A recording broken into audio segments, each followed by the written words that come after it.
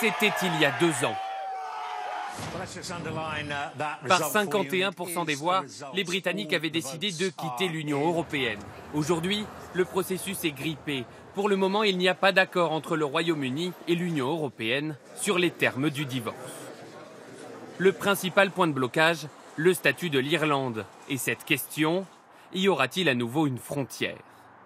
Après plusieurs décennies d'affrontements et des centaines de morts, un accord de paix est signé en 1998. Il fait disparaître la frontière qui existait entre l'Irlande du Nord, restée britannique, et la République d'Irlande, européenne. Les Anglais utilisent cet accord pour rejeter l'idée de douane entre les deux parties.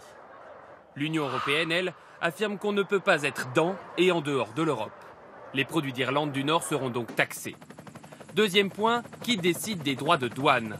L'an dernier, l'Union européenne et le Royaume-Uni ont échangé pour 53 milliards d'euros de marchandises. Londres souhaite que certains de ces biens restent non taxés. L'Union européenne estime qu'il ne doit pas y avoir d'exception.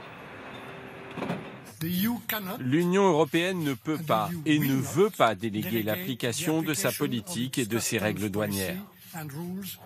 Le troisième point concerne les éventuels litiges. Quelle juridiction suprême?